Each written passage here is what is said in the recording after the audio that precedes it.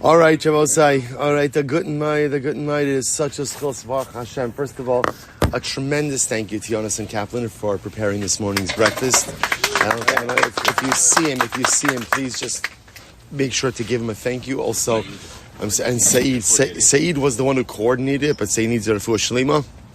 Apparently a little bit under the weather, so Miriam just have a refuah sheleima.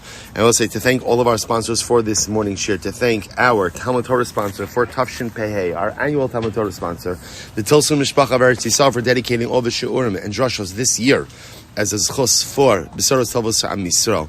Our Talmud Torah sponsors for the month of Tishrei, Dr. Linda Weinberg in loving memory of her husband, the 53 years, Dr. Paul Weinberg, Peretz Moshe ben Avraham David in commemoration of his 4th yahrzeit, Avraham Shaindy Kelman of Eretz Yisrael in memory of their parents, Jerome and Bernice Kelman, Alexander, Friderica, David, and our week of learning sponsors, Tzvi and Shaindy Shear in the zechus refuah sheleima for Tinok ben Miriam. And to thank our breakfast sponsors, Eric Schaefer. Where's Eric?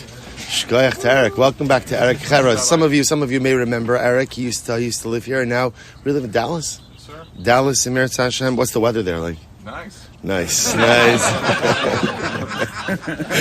Okay, that was a good answer. And Elio Roseboro. Where's Elio? I saw him before. Elio was here, wasn't he? Oh, Elio was in the back over there. To Elio, thank you again for this. Thank you to Elio and Tarek for the sponsors for the breakfast. And Shkoyach. And again, a tremendous thank you to Said for coordinating, to Jonas and Kaplan for executing a true zechus. Well, so with that, let us begin with a beautiful... All right. Right. There are breakfast sponsorships open for tomorrow. Right. If anyone would like. Also heater sponsorships. This is great. This is good. The truth is, I don't know if you feel. I feel the sun's coming up. You can feel it's coming in. About when we get to the bottom of the daf, about an hour from now, it's going to be all the way, all the way in. All right. So let's begin. So today's daf is Kuf Yod Zayin 117. Let's actually just back up to the Mishnah quickly, even though we did the Mishnah yesterday, but it's a short Mishnah. So the Mishnah says as follows. The daughters of Slavchad went ahead and inherited essentially 3 different portions. Now we'll have to see exactly what this means. Did they actually inherit 3 different portions, overlapping portions? We'll discuss this in the Gemara. What were the 3 portions they inherited? Number 1, their father Slavchad had a portion because he was one of the Jews who left Egypt. That's portion number 1. Furthermore, again, Slavchad obviously had a father, right? His father was Chefer. Right? So ultimately, again, they had a portion. Slavchad had a portion in his father's property. So obviously, as we've established, when someone inherits, even when they pass away, their heirs inherit their inheritance position. So therefore, they had a portion in Slavchad's father Chefer's possession. And number 3, V'shahaya b'char noltal shnei chalokim. Lastly, Slavchad was a Bechar. So because he was a Bechar, because he was a firstborn, ultimately, again, he had Pishnayim, he had a double portion. So those are the 3 portions, right? So we'll have to see exactly what that means. But I will say, Kof Yod Zayin Amud Aleph, 117a. So the Gemara says something very interesting. Tana, Keman Damar Liyotzi Mitzrayim Nischal Ka'aretz. So we'll see, we are going to see something very interesting. A fundamental machlokes, fundamental dispute. How was Eretz Yisrael divided up? Or amongst whom was it divided up? So the Gemara says, our Mishnah reflects the opinion that Eretz Yisrael was divided up amongst the Jews who left Egypt. Liyotzei Mitzrayim.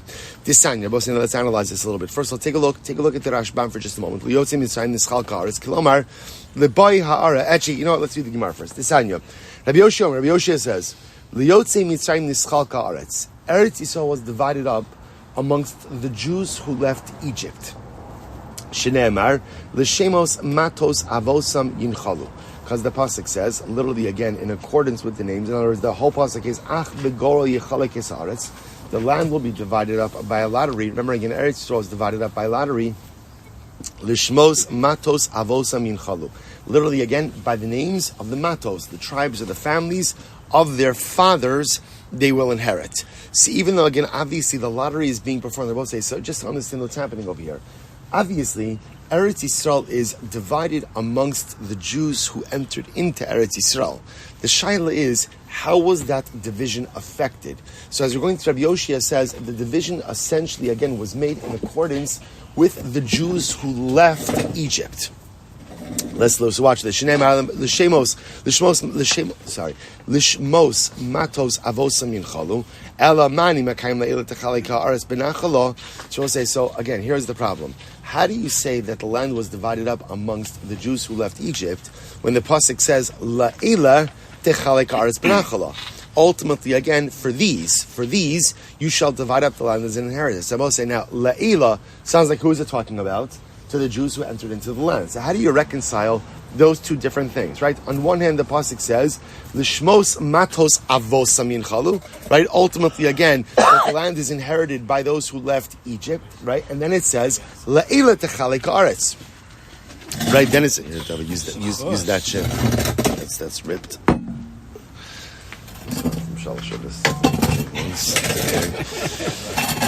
You never know what you're going to find in the shul sukkah. You never know what you're going to find. All right, so the Gemara says as follows. So how do you reconcile those two ideas? So the Gemara says, listen to this. La'ila ka'ila.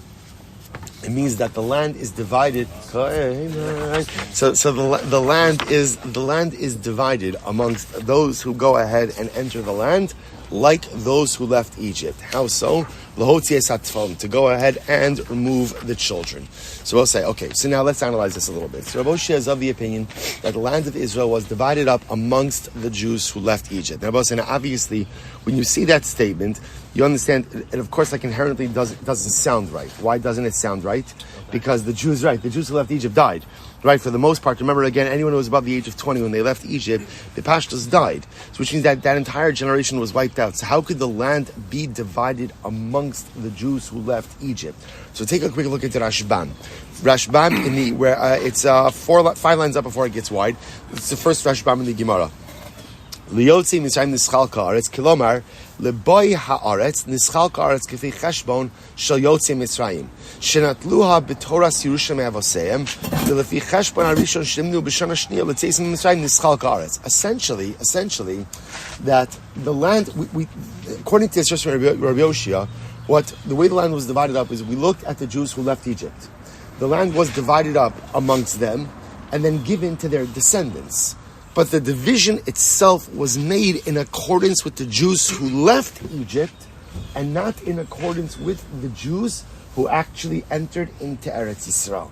Now again, we'll put a little bit more meat on those bones in just a little bit, but that's our first opinion. So Rabbi Yoshia understands that Lemaisa, again, land of Israel was divided up amongst the Jews, or by the Jews, not by the Jews, for the Jews, right? The division was done in accordance with the Jews who left Egypt, even though, again, here's the chap, even though those people what? Themselves never entered into Eretz Yisrael. Very important idea.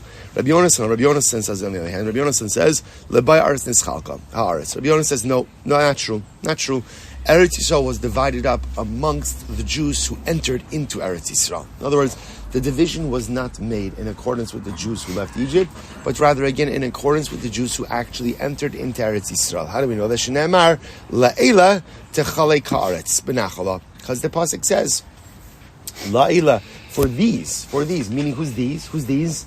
The Jews who enter into the land of Israel. For these you shall divide up the land. Incredible. Elamani mekayim lishmos matos avosam yinchalu. So here's the problem. So what do you do with the pasuk? See, again, it's Rabbi Yonasan. Now I will say, the truth is, just intuitively, Rabbi Yonasan sounds much better, right? Because it's easier for us to imagine a division of land amongst living people, right? So each tribe goes in, the land is divided up tribally, and then within each tribal portion, each tribal family is allotted something. Rabbi Yonasan says, everything is done in accordance with the Jews who entered into Eretz Yisrael.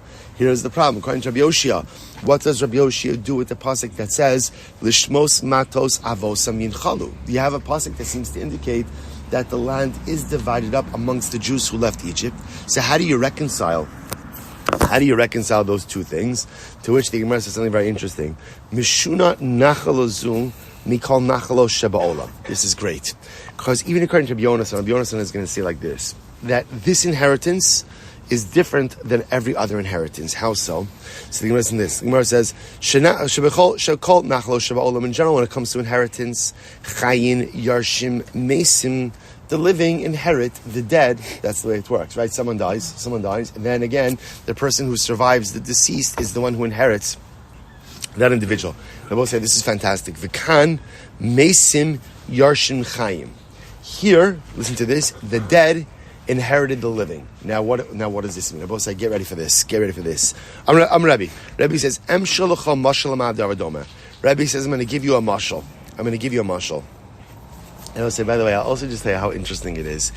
It's fascinating to see how sometimes, right, the Gemara will deal with very complicated concepts, and it feels like it never throws us a bone, right? It never says, let me give you a mashal, let me illustrate this. It's fascinating that over the last 2 days, right, in yesterday's daf, about the case of the inheritance tension between grandfather and brother of the deceased, right, the Gemara illustrated that case.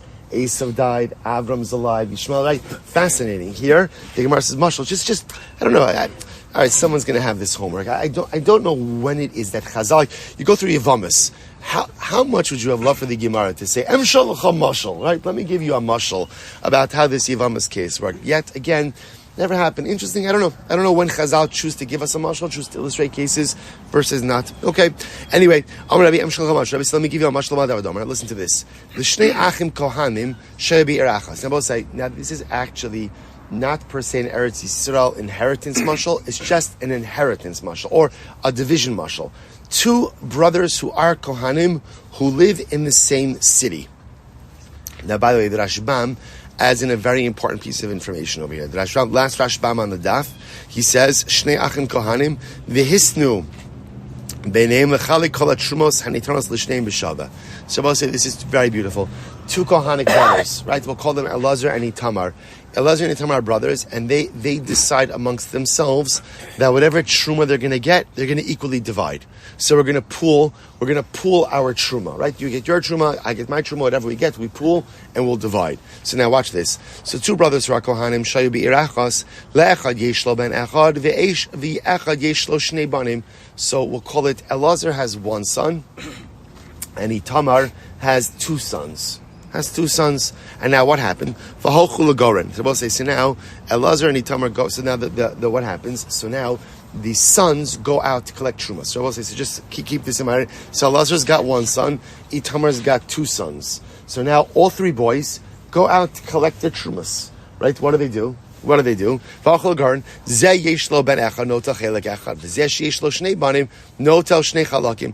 ends up happening? Now remember again, so Elazar's got 1 son, so Itamar's got 2 sons.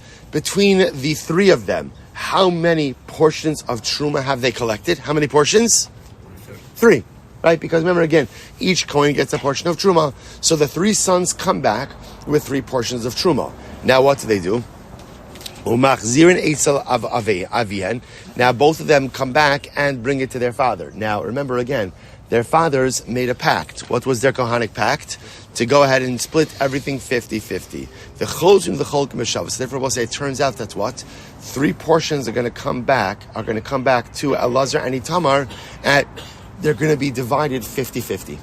They're going to be divided 50-50, even though again, really, Elazar's family brought in 1/3, and Itamar's family brought in 2/3. So we'll say, so now listen to this. So therefore, what the Gemara is suggesting is as follows.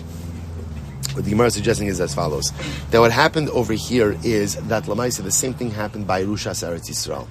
That essentially what ended up happening was as follows. Now remember again, I will say, this is Rabbi Yonason's approach. Remember, Rabbi Yoshia says, very simple. The land was divided up amongst the Jews who left Egypt, right? Because remember again, the original plan was that they were going into Eretz Yisrael. Division was made according to those families, and that's what happened. When you got to Eretz Yisrael, those division lines remained. Rabbi Yonason says, no, that's not how it happened. The land was divided up amongst those who entered into Eretz Yisrael. Here's the problem with that. What's the problem? The problem is a pasuk. What does the pasuk say? Lishmos matos avos samyin chalu, which makes it sound like the division of the land is done in accordance with those who left Egypt. So Rabbi Yonason says, I got this. Here's how it worked. Get ready for this. The land was divided up amongst those who entered in Eretz Yisrael. After they received their portions, get ready. Here it comes. Get ready. The portions then went back a generation, and it was pooled amongst those who left Egypt. Then it was equitably redivided or equally redivided amongst all of their heirs. So it's this fascinating, almost like two-generation inheritance process. So divided amongst those who left Israel, those who entered into Eretz Yisrael. Then again, that pool given back to the previous generation who left Egypt, and then split evenly amongst the heirs of those who left Egypt. That's how the Gemara gives this mashal. If you look at the Rashbam says over here, if you go backwards a little bit in the Rashbam, he says, Elamani mekayim l'shmos matos avosam. It's the first word line in the Rashbam. Demashma da'acha yotzim Mitzrayim nami yeshon lechalek hanachalid. Umefarish, listen to this. Umefarish azad delahachi ahani lishmos matos avosam yinchalu. Here we go. Dela'achar shenatlu b'nei Ruvain v'Shimon yud aleph chalokim be'eretz. Mischalkin osam b'neihem lefi cheshbon matos avosam ki'ilu liyotzim Mitzrayim. Dahinu Ruvain v'Shimon avosam nischalkani yud aleph chalokim ukigom da'ana. Okay, so the truth is we don't have to do it inside. I told you outside. But I would say that's the way it works. And that's why the Gemara gives that mashal. The same way, right? That when you had Elazar and Itamar, so remember what happened with Elazar and Itamar? Elazar and Itamar decided we're going to split all of our truma equally. What happens? Elazar has one son, Itamar has two sons. They go out to go ahead and get truma. Elazar's kid gets one portion, Itamar's kids also get a portion. So really, if you look at it, Elazar's family has one portion, Itamar's family has two portions. But then the brothers agree to divide it. So all three portions go back into the brotherly pot, and they go out and divide it 50-50. Rabbi Yonasan posits that this is how Yerushan Eretz Yisrael worked as well. The land was divided up amongst the people who went into the land. Then those portions were given back into the Yotzei Mitzrayim pool and divided equally amongst the heirs of those who left Egypt. A fascinating inheritance model. Oh, so we're going to see that. We're going to see that. Excellent. So what, by the way, that's where we're going to have to go back to the Mishnah, right? Because the Mishnah says that Benos Slavchad got Pishnayim. So how does Pishnayim work in this? Hold on. Emirat Hashem. All right, so we'll say, so again, just keep track of our shithas over here. Jose, I just want to tell you how incredible this is, right? How incredible this is that Rabbi Nachman says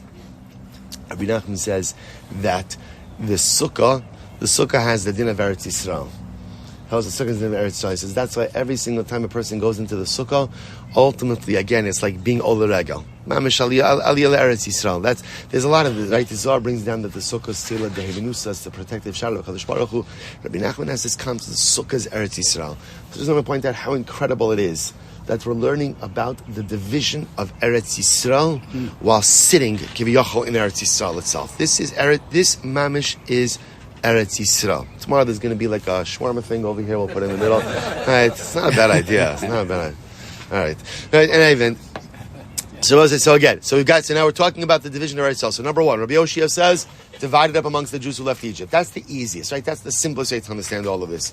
Rabbi Yonasan divided up amongst those who entered into Eretz Yisrael, but in other words, yes, divided up amongst those who entered Yisrael, and then their portions kicked back a generation and then redistributed equally amongst the heirs of those who left Mitzrayim. Next, Rav Shimon Elazar says, Amud Beis, Li'elu v'elu nischalka aretz. So this is very interesting. Rabbi Shimon Elazar says that in reality, the land was divided up amongst both groups.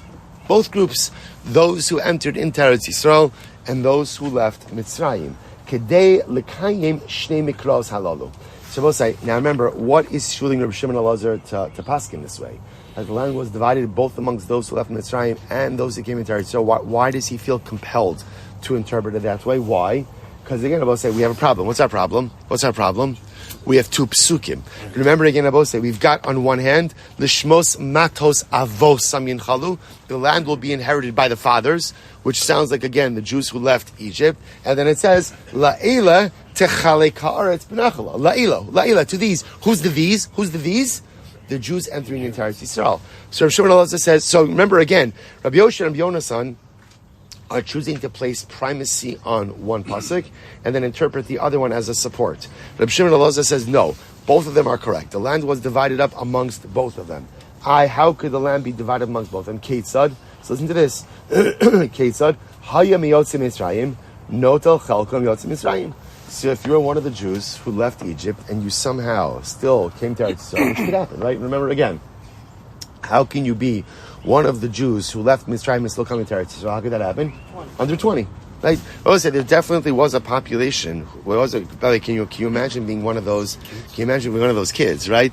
Who saw Egypt, right? Obviously as a child, and then had the zechus to see Eretz Yisrael, Am Yisroel, enter into Eretz Yisrael. If you think about it a little bit, so it's almost to a certain degree like Lahavdu Alef Alfi Rili Avdalos, but like the generation of survivors, right? Who saw the terrible Churban in Europe, and then saw at least the beginning of a renaissance of Jewish life with the establishment of the State of Israel, the rebirth of, I should say, the creation of Torah Yiddishkeit here in America. So you have generations like that who are able to see these two extremes of Jewish life, the Churban and the Binyan.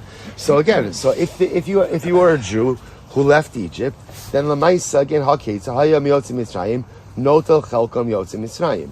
Right? Hayami Baya Aretz, Notel Chelkoim Baya Aretz. And if you are one of the Jews who came in with ultimately again the Jews, if you were one of the Jews who entered into Eretz Yisrael, you'd get your portion of Eretz Yisrael. Now take a look at the Rashbam for just a moment. Hayam Yotzim Mitzrayim. Now I will say so. Hachi Perushim Hayam Yotzim Mitzrayim V'lo Hayami Baya Aretz. Kigon Ruven Shetz Mitzrayim who Ben Chaf V'holid Banam Midbar. Umeis Ruven Ubanav Hayu Tefillin B'Chnisasa. Now we'll say. Now here's the problem with this. See, the problem with the way I just interpret it is how. So the way you read it is, it sounds like, well, if you left Egypt, right, and you came to Eretz Yisrael, then ultimately again, you would inherit a portion of Eretz Yisrael. Here's the problem. The only way for that to happen is if you were under 20, right, if you were a child, right, under 20 at the time you left Egypt. The problem is if you were under 20 at the time you left Egypt, then what? You don't get an inheritance portion. So the Rashbam says the way this would work would be as follows. It would have, the Rashbam says it's the following, that halacha l'maisa, it has to be someone who left Egypt over the age of 20, which means they got an inheritance portion by dint of the fact that they are part of this group of Yotzim Israel. Then what happens? Their children, when they entered into Eretz Yisrael, were under the age of 20. That's what happened over here, right? So they call it Ruvain, right? So Ruvain left Egypt, he was over 20. Ruvain has children in the desert. But let's say again, Ruvain's children were under 20 by the time the Klal Yisrael entered into Eretz Yisrael. So now his kids, when they enter into Eretz Yisrael, are too young to get their own portion in Eretz Yisrael. So therefore again, whose portion do Ruvain's kids get? His portion by dint of the fact that he was one of Yotzei Mitzrayim. Okay? So in other words, Rabbi Shmuel also says there's two different ways you could inherit land in Eretz Yisrael. Either you got it because you are part of the Chevra that came into Mitzrayim, that left Mitzrayim. So Hayam Yotzei Mitzrayim, Nota Chelkim Yotzei Mitzrayim. Hayam Ibaya Aretz. And if you were again one of the Chevra that came into Eretz Yisrael, Nota Chelko in Baya Aretz. Ultimately, again, then you get a portion with those who came into Eretz Yisrael. Now, both say so again. So therefore, Rabbi Shmuel also says it's not a contradiction. There's just two. Should make people sign a waiver before they sit in the sukkah over here. I'm telling you. I think we have Moshe David over there. All right. So the Gemara says like this: that essentially Rabbi Shmuel also says it's not a contradiction in Psukim. The Torah is telling us that there are two different inheritance mechanisms. If you were one of the members who left Egypt, you would inherit that way. If you're one of the members who came into Eretz Yisrael, you'd inherit that way.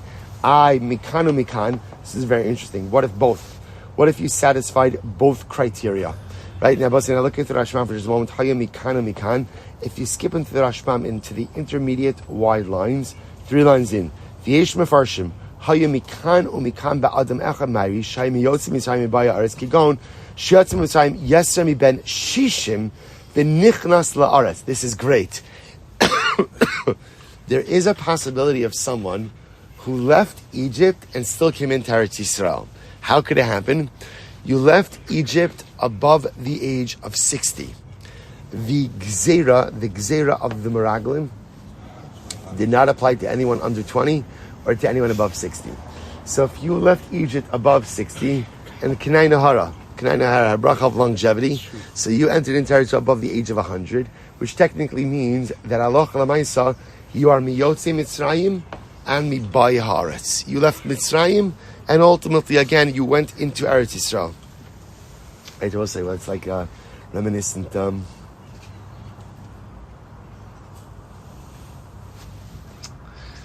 What's the kina. It's like lahavdol. B'tzeisi Mitzrayim, b'tzeisi Yerushalayim. But there are some people, Baruch Hashem, who are zocha. B'tzeisi, right? I'm sorry. Ishtukar b'kirbi, right? Right. There are some who are zocha. Baruch Hashem to b'tzeisi Mitzrayim, and ultimately v'nichnasti Yerushalayim, v'nichnasti Eretz Yisrael. So again, if you left Mitzrayim and you came into Eretz Yisrael, then the Gemara says mikan mikan, notel chelko mikan mikan. Ultimately, again, you get both. You came out to both sides. It's fascinating. So again, just want to point out, just before we go, let's just pause here for just a moment. So now we have 3 different models in inheritance of Eretz Yisrael. Rabbi Yoshia, it was simple. Rabbi Yoshia, I think, is the simplest. It was just divided up amongst those who left Mitzrayim. That's it. And somehow their heirs just took their father's portion. We have Rabbi Yonasan. Rabbi Yonasan says, divided up amongst those who entered into Eretz Yisrael. But again, the portion of those who entered into Eretz Yisrael was then kicked back a generation to Yotzi Mitzrayim, then divided up equitably. Rabbi Shimon Elazar, both. You can either inherit by dint of being Yotzi Mitzrayim, or by dint of being ultimately again Linichnase Eretz Yisrael. Right, Yotzi Mitzrayim Ubaya Haaretz. Now, what happens if you are both Yotzi Mitzrayim and Baya Haaretz? You get 2 portions. Now the Gemara says, listen to this. Meraglim. We'll say, what happened to the portions of the Meraglim? Right, the Meraglim forfeited their portions in Eretz Yisrael. So what happened to the Meraglim? Yoshua v'Kalev natlu chelkam. This is incredible. So the Meraglim apparently, again, the Meraglim, now here's what's interesting. If you look at the Rashbam says, Meraglim, Afa pi shahaya libnehen, bo li aretz lito chelek avin, shayim yotzim yisrael, filu hachi, lo not elo Yoshua v'Kalev natlu chelkan. So we'll say, this is incredible. The Meraglim, apparently, again, were penalized. Not only did the Meraglim die, the families of the Meraglim lost their portions in Eretz Yisrael. I said this is an incredible yesod that we've spoken about this a number of different times. That what we do and how we live has an impact on our children. See, so often in life we spoke about this. So much of the psychology of chait is that we convince ourselves that what we do, first of all, only has very limited impact and only impacts me. And I convince myself that what I do is chas v'shalom not going to impact in any way my children. And it's not true. Whatever a parent does, by definition, has a lasting impact on a child. It's incredible to see over here that the Meraglim didn't only impact themselves, but the Meraglim caused the forfeiture of their tribal inheritance, of their familial inheritance in Eretz Yisrael, to the point that their children did not have a portion in Eretz Yisrael. Who got the Meraglim's portion? Yoshua and Kalev. I just want to point out, to say the positive, right? The positive also applies, which is that halacha l'maisa, the same way that what we see over here is that if I do something negative, it has a negative impact on my children. It's important to understand that the positive is true as well. Remember, again, we saw Rabbi Nachman. What does Rabbi Nachman say? Right, the pasuk says, "Umaltem es levavchem v'es levav zarachem." So Rabbi Nachman writes in the Kutei Halachos, literally says, "You will circumcise your heart and the heart of your descendants." Rabbi Nachman says that when a parent does tshuva, that koach of tshuva sends a ripple effect in his children as well. That when the parent goes ahead and ups his ruchnius game, when a parent decides, you know what, I'm going to live differently, I'm going to be different, that sends a surge of spiritual energy through the entire mishpacha. Okay, so in any event, so Meraglim Yoshua and Kalev took their portion. Mislonanim ba'adas korach. So when we're talking about this, we'll say, so the mislonanim. Now, it's not clear immediately who the mislonanim are. Who are the complainers? You're like, I know all those guys, right? I know all those guys, right? They're usually, right, they sit in the back of the shul. Like, in other words, right, of course I know them, right? So we're going to see exactly who this refers to, right? But we'll come to me tomorrow's daf, but we'll see who the mislonanim are. So the complainers and Adas Korach. So Adas Korach, we know, is Korach's assembly. So La Haya Lahem Chelek Ba'aretz. They lost their portion. But interestingly enough, Habanim notlu bischus avi avihen or bischus avi imoseyen. So we'll say this is fascinating. So apparently, again, the complainers, which again we'll have to see in tomorrow's daf who they were. I mean, the Rashbam already brings down. We can look at it. The Rashbam says, "Mislon va'adas korach lekaman mefarish mislonim she'ba'adas korach shtahainu chamishim u'masayim ish." So actually, we'll see tomorrow's after the Gemara explains the mislonim are actually the member of the 250 men who were part of Korach's chevra. So they lost their portion. Interestingly enough, they lost their portion, but their children were still able to inherit from their grandfather, paternal grandfather, or maternal grandfather. So in other words, it's interesting. So as opposed to the families of the Meraglim, who completely forfeited their portion, Korach and his followers, they lost their immediate portion, but familially, their children were still able to inherit from paternal grandfather and maternal grandfather. Fascinating. I will say, you see from here something amazing, which is that Lamaisa, the severity of speaking negatively about Eretz Yisrael. Right? How one has to be so careful about what it is that they say, that I see the Meraglim totally lost all portion of Eretz Yisrael. Right? The Meraglim have absolutely nothing. Yet Korach, with all of his terrible sinful behavior, they lost their immediate portion. Right? But Lamai said their kids were still able to inherit from maternal and paternal grandfathers. Okay, so the Gemara goes weiter. My mashma. So both say, so therefore again, what we're left with over here, and just keep this in mind, because we're going to see, we'll try to see in Eretz Hashem, we'll see if there is some type of conclusion for how Eretz Yisrael is actually divided up. But three machlokes. Rabbi Yoshia divided up amongst those who left Egypt. Rabbi Yonasan divided up amongst those who entered into Eretz Yisrael. We'll call it with a little bit of a twist. Rabbi Shimon and Elazar, both, whatever gave you the right of inheritance, either again by dint of Yotzi Mitzrayim or Baya Haaretz. Good. Certain people lost their portion. Fine. My masha dahai l'shmos matos avosam b'Yotzi Mitzrayim ksiv. So the Gemara is like this. How do you know? And also now remember, the Gemara is darshaning over here that the pasuk l'shmos matos avosam. When the pasuk says that the land is divided up in accordance with literally again the names of the matos of the families of the fathers, we assume that refers to the Jews who left Egypt, Yotzei Mitzrayim. The Gemara says, how do you know? How do you know that refers to Yotzei Mitzrayim? So the Gemara says, I'll tell you, Dilma, l'shratim kamarla. Maybe it just means tribally. In other words, maybe it's not a reference to the Jews who left Egypt, but rather, again, maybe it's a reference ultimately, again, to the Shvatim, to the tribes themselves. Dichsev, the Gemara says, Dichsev, benasati osa lachem morasha, ani Hashem.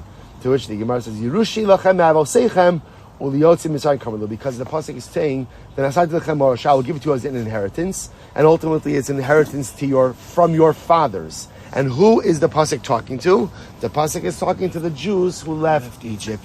So from here we see that halacha l'maisa, ultimately again that it was an inheritance given to, that ultimately again the shmos matos avosam refers to the Jews who left Egypt. I will say, let's do one more line because you're pushing me. Fine. I'm going to give in. Let's do one more line. We have 2 minutes.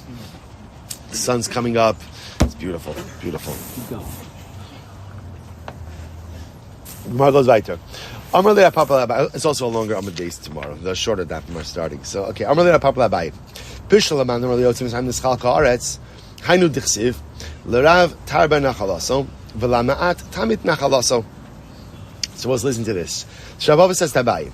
According to the opinion that says that the land was divided up amongst Yotzei Mitzrayim, which is the opinion of Rabbi Yoshia, so I understand the pasuk that says Larav Tarba Nachalaso, Lamatami Nachalaso, meaning that halacha l'maisa again. How was it divided up? It was divided up amongst size, right? We looked at the size ultimately again of the families or of the shvatim, and we divided up like that. Top of Kuf Yud Ches 118a. Elaman de Amar Lebaya Aretz My Larav Tarba Nachalaso. But ultimately, again, I will say, according to the opinion that says that the land was divided up amongst those who entered into Eretz Yisrael, so what does it mean, right? Larav Tarba Nachalos. In other words, I will say, if you go with the idea that the land was divided up amongst the Baya Aretz, then what does that mean? If you came into Eretz Yisrael, you got a portion. What does it mean? Larav Tarba Nachalos. So what does that possibly mean? That Lamaisa, again, we're going to go ahead and divide it up amongst, again, the large, small. So by the way, if you take a look at the Rashbam says it's on Kuf Yud Ches 118a. The Rashbam says, Aval milarav tarba nachalaso. I'm sorry, I'm reading actually like in the short lines. In the short lines, it's 2, 4, 5 lines in. Ella milarav tarbe nachaloso makshe demashmo lemishaya rav b'yitzias Mitzrayim kidichsiv basrei lishmos matos avosam. So we'll say, so this is very interesting. Now remember again, the idea over here is these psukim, keep walking. Right? So it's the Daf Yomi Shear. Yeah. So the Gemara says as follows. He asks for it every time. It's incredible. It's like a glutton. So the Gemara says as follows. So the Gemara Paskin is like this. Here's the issue. The issue is that the pasuk they're recording over here of Larav Tarba Nachaloso, Velama'at Tamit Nachaloso. Ultimately, again, that is juxtaposed to the pasuk of Lishmos Matos Avosam Michalu. So we've already established that Lishmos Matos Avosam, the Avosim Michalu, that's a reference ultimately to Yotzim Mitzrayim. So now, if you go with the idea that the land was divided up amongst Yotzim Mitzrayim, then Larav, then it makes sense. But if you understand that it was divided up amongst those who entered into Eretz Yisrael, so how do you understand that pasuk? To which the Gemara says, Kasha. Gemara says, you know what, you're right, that is good Kasha. Rabbi says, so we'll stop over here for today. But again, we're not finished with this discussion by any stretch of the imagination. Still a lot more to do. Shkoyach, everyone. Yes, Shalom, you want to lead?